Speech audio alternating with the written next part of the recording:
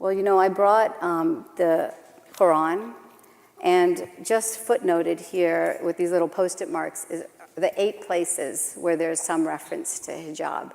And as you probably know, the word hijab does not mean headscarf in any one of those references. It means separation. It means a spiritual divide between us and the heavens. But then what I have here are book after book after book put forward by the government of Saudi Arabia, political movements, institutions, each one of them telling us women's dress, hijab in Islam, and scarf styling. You know, how the many different designs that you can have for the scarf. What I see in all of this is a translation, a selling of this word hijab to mean Islamically a lot of very troubling ideas.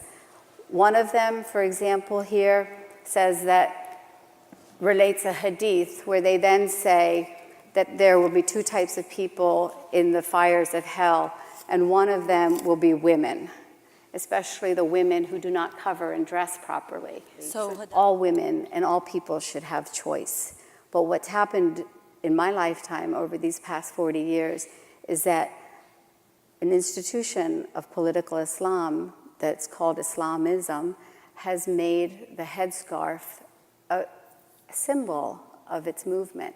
And so from Jamaat Islami in Pakistan to the Muslim Brotherhood to the government of Saudi Arabia to Yusuf Qaradawi in Qatar, they have made it so that to be a good Muslim woman, you must wear the headscarf. And of course, this doesn't reflect at all everybody's choice. But what I think is really critical to do is we always have to follow the money. We have to follow the persuasive arguments. We have to follow the publishing houses that are doing all of this. And the ultimate impact for me about all of this is the millions of women who do not have choice. So 1979, the government of Iran made it mandatory that women cover. We know what happens in Saudi Arabia. We know what's happening in Sudan now. We know what's happening in so many corners of the world.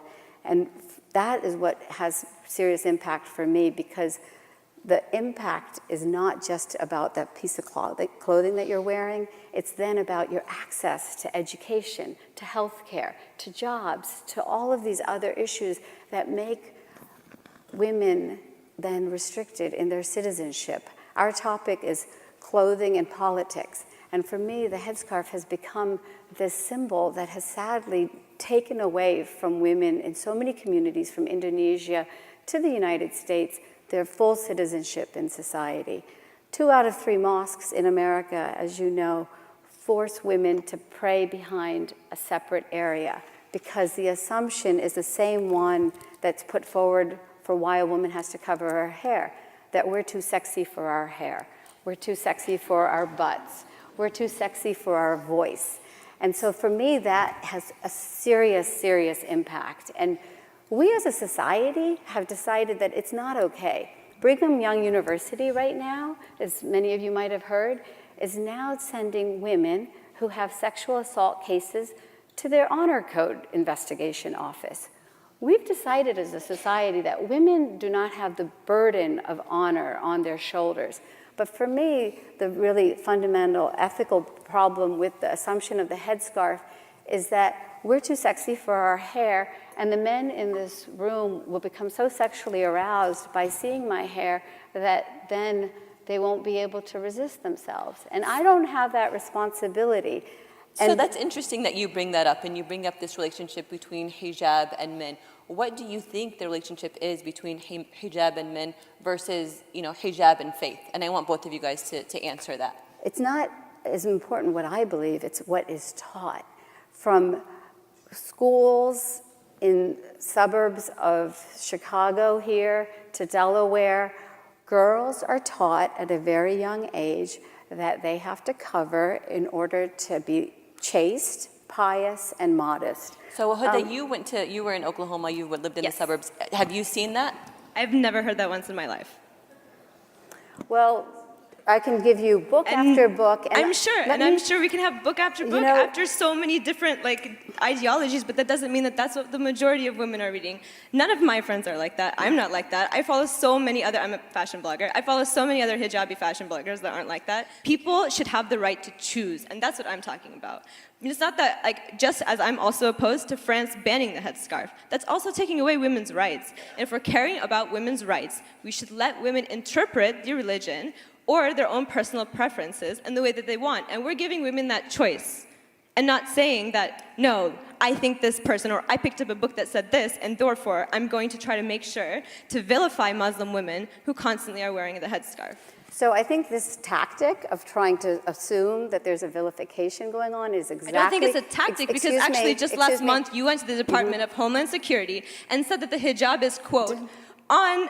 I wrote it down. I didn't go to the Department of Homeland Security. On the conveyor belt of radicalization, you are constantly working for increased surveillance of people who look like me. This is not a conversation. This is someone who is vilifying my choice to wear the headscarf. And so let me just make a simple point, which is I didn't go to the Department of Homeland Security, so I guess you misspoke just that I had maybe I guess the video ago. that had their logo in the end also misspoke. What I will point out is that what we are overlooking then is exactly a dynamic in which we don't want to have this conversation. Because what happens is if you actually talk about the fact that Boko Haram kidnaps hundreds of girls and then immediately puts headscarves on them because that's their ideology. I'm against Boko Haram. What are we supposed to do? Ignore the fact that that's actually a tactic of this political Islamic movement?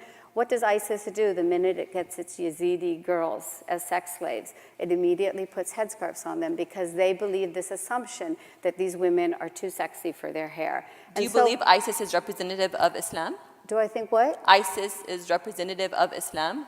ISIS is the Islamic State, and they are practicing the teachings. They do not represent me.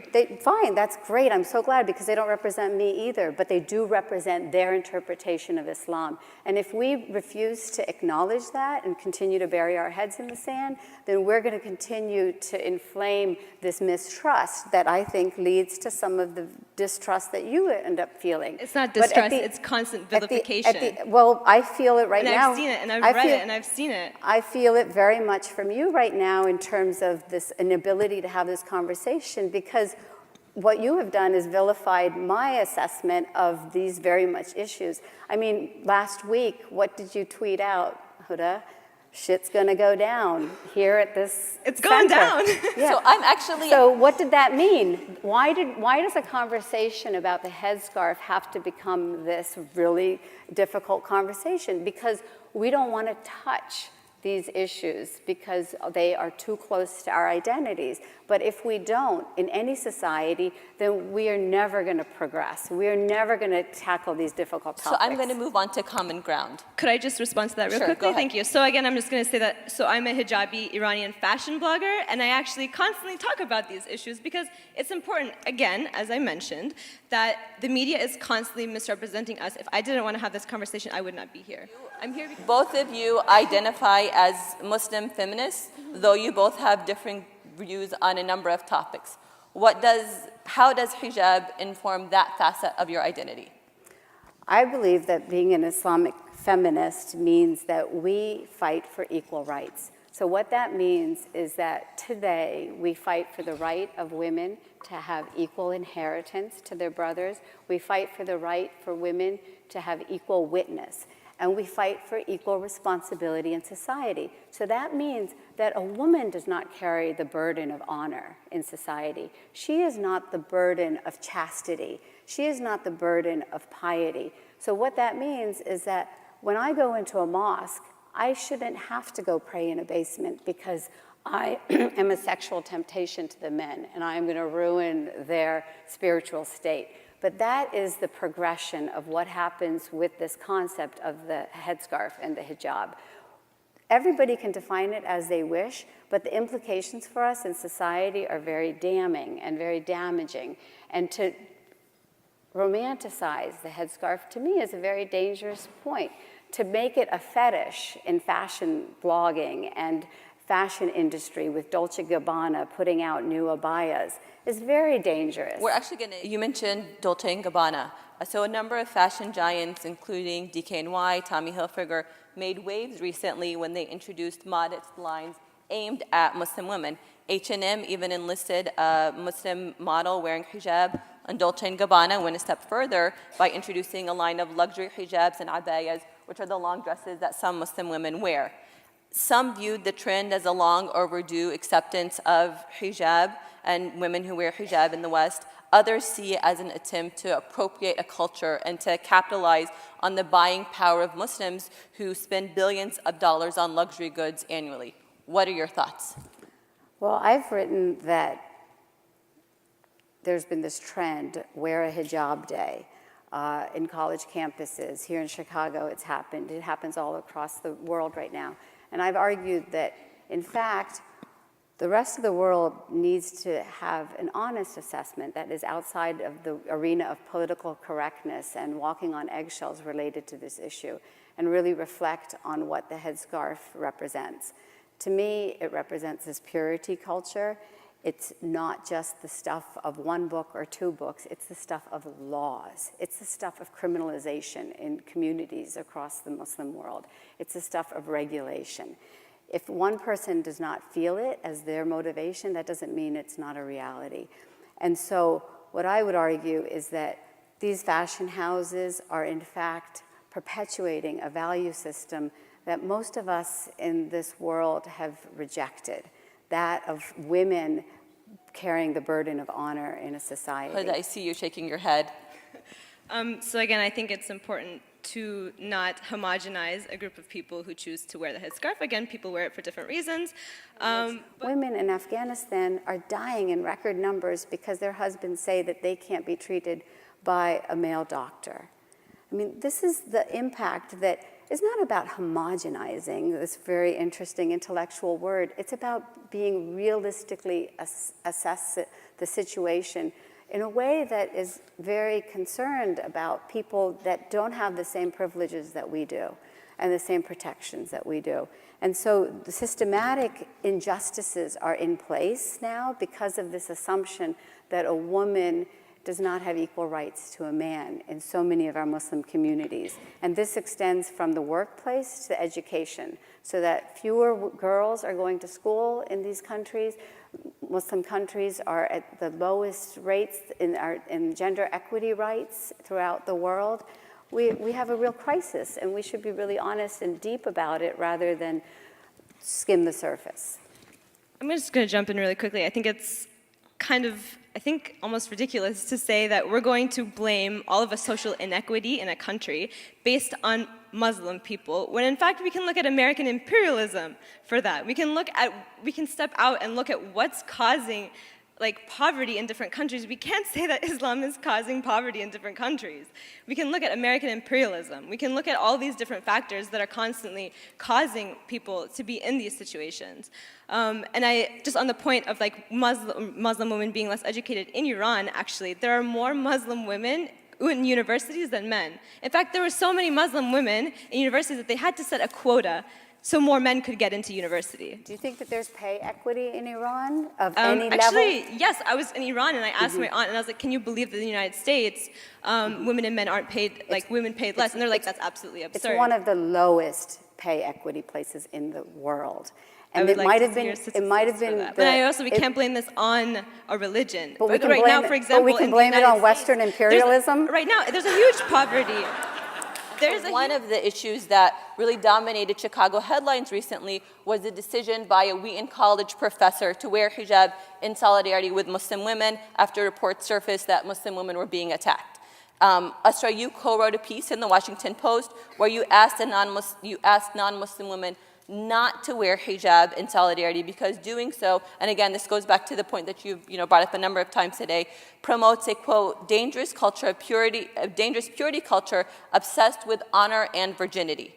The piece gained a lot of attention. I think last time I checked, there were over 1,000 comments on it.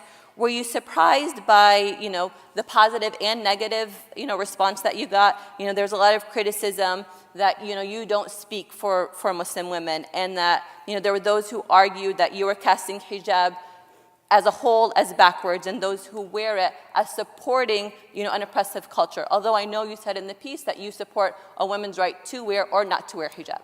Yeah, I don't think that we've gone off on side issues. I think that these issues about women's citizenship is very much related to the topic at hand, which is politics and clothing. Ultimately, the clothing has this deep impact. And on your point, I would argue that that piece and the response that I received and the response I'm receiving right now is emblematic of the fact that we don't want to have these kind of conversations.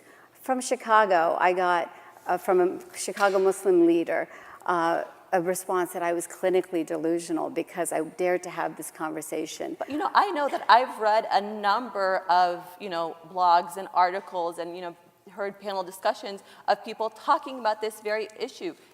What should we do about hijab? Is hijab obligatory? How is hijab helping Muslim women? So I don't think that we're not having that conversation. Well, I've got to tell you that the response to that article was just shocking to me because it really reflected to me how the idea of putting forward this argument that it is actually a manifestation of a political movement in Islam is something that people don't want to talk about. And what I really recognized also is that there's just a battle for authority in our community. So ultimately, having dissent and having any kind of conversation about interpretation that has been put forward by governments, the government of Saudi Arabia, the government of Qatar, this causes a real problem for us. And on deeper issues, most importantly to me, the issues of extremism within our communities. I'm a reporter, I'm a journalist. My task as a Muslim has been to investigate how it is that we are engaging in some of the practices that we're engaging in today. So I do my research, I do my reporting, just like we do on any beat that we have anywhere in the world. And what I have found is that, in fact, there is very much this multi-million-dollar industry that is trying to put scarves on our heads for an ideological agenda. Now, that doesn't mean if I choose to go to McDonald's, I'm going to say that I went there because I've gotten the receiving end of a marketing campaign.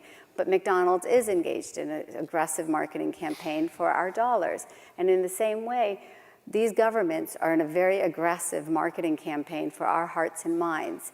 We are in a struggle for the soul of Islam, and we are actually the foot soldiers in this. I can't speak to any individual human being's motivation, but what I can speak to is the machinery, and there's a very serious machinery that we should acknowledge. But when you cast such a wide net, when you're talking about hijab and you catch such a wide net, how do you respond to critics who say that you're denying the agency of Muslim women who choose to wear hijab, not because they're brainwashed, not because they're buying into this, ISIS mentality or this, extremist mentality?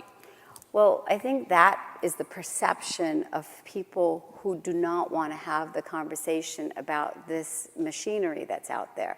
Because when we assess, when we describe, when you do any reporting about a policy change and the behind the scenes that's going on, you're not going to have a conversation about each of the people that's being impacted as actually buying into the architects of that policy change. They haven't had anything to do with it, but they're on the receiving end of it. And so when this characterization happens, I think it really is a poor reflection on what it is that I'm actually trying to do, which is demystify the headscarf and actually talk about it in terms of this machinery that's been put out there. The Global Hijab Day campaign is put forward and promoted by an Iranian TV station that puts forward the idea that a woman is aura or forbidden from public eye and from public consumption. This isn't just the stuff of the receiving end. So you're going back to this concept of, of women being forbidden and that being the nature of hijab and that being, the consensus on why women wear hijab. But Huda, you're saying that that's not the case. Can I just clarify something? Sure. I think what is being done is I am talking about the people who are selling this idea. How can I possibly speak about the individual who is putting the scarf on? I can't get into people's heads. I don't know why they're doing what they're doing. But this turning it around to try to say that I am speaking about that person's intention is a very convenient way to try to discredit any of the analysis that I've done and any of the analysis related to this machinery by these governments. And they have their own operations, and they don't want to have this conversation. So whenever there's a conversation about Islamic extremism, they turn it into Islamophobia, because they don't want to have a conversation that makes them, that holds them accountable for the theology that they put out in the world. Really quickly. So I'm from Kenya, and there are a lot of laws on the books that are discriminatory against women. We couldn't blame them on Islam, but we could blame it on being a poor country, which is why we have UN women programs out there. But also, since I've moved to the US, you see misogyny rife everywhere. They are Hillary Clinton nutcrackers. And at the University of Chicago, where I'm a student, I once had a friend who was the only woman in an honors math class told by a classmate she could just sleep with a professor for a grade. So my question is, in terms of thinking about the machinery that you're analyzing in the context in which you're analyzing it, isn't it important to consider that this audience is ready to hate the hijab in a way that they are not ready to face American imperialism, for instance, something that Hoda had pointed to? In thinking about where our analysis falls, is it not important to remember that people at the margins are already always under erasure? And how do you deal with the fact that those identities are sort of vulnerable to attack in these ways and are vulnerable to becoming the machinery along which oppression happens, even when the conversation could be more robust in a different context, choosing different points of analysis? To your point, I would argue that, in fact, the governments of Saudi Arabia, Qatar, and Iran are more responsible than the US for the problems that Muslims face today. The reason that we are mistrusted when we are is because we have a scourge of extremism that is plaguing our world today, that is spilling blood from San Bernardino to Brussels, and our inability as a Muslim community to eliminate that extremist ideology, including forced headscarves and all of the other misogyny that occurs against women, is more responsible than all of these other issues of deflection that are basically excuses to avoid dealing with the problem. Can I just? Yeah, I'm Turkish. I go to the University of Chicago. So I've felt really patronized during this discussion because you mentioned at some point that Muslim women aren't willing to sit down and have these conversations. To do what exactly? To like get rid of hijab? I don't know.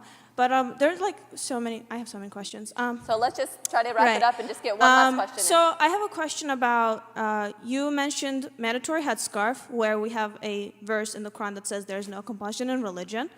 And then you talked about equality of like women's inheritance, which is Islamic jurisprudence and all that, and then... So we want to make sure that we stay on topic to hijab. So do you have a question about hijab so, for our panelists? Since there's a command by God, right, for both men and women, and in the Quran, for men it comes first, there is a certain type of modesty that has to be there, and this is God's word, as we believe.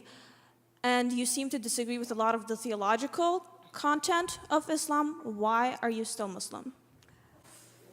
So what we just witnessed was what we call the elimination of anybody's credibility when they want to apply a concept of ijtihad or critical thinking. It is so typical to try to drive that critical thinking out of our community. And who suffers? We suffer. We suffer when we don't have these kind of conversations. And I would argue, in fact, that we have created the mess that we're in today.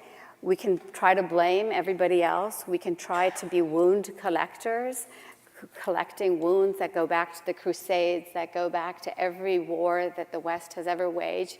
But we are responsible for our own problems. And until we actually eliminate an ideology that treats women as second-class citizens from issues of our bodies as vessels for honor in our community, becoming excuses then for our subordination, then we will never move forward in the 21st century. And why do I believe that we must do it? Because Islam was founded on principles of progressive values. And that's the kind of values that we need to fast forward into the 21st century.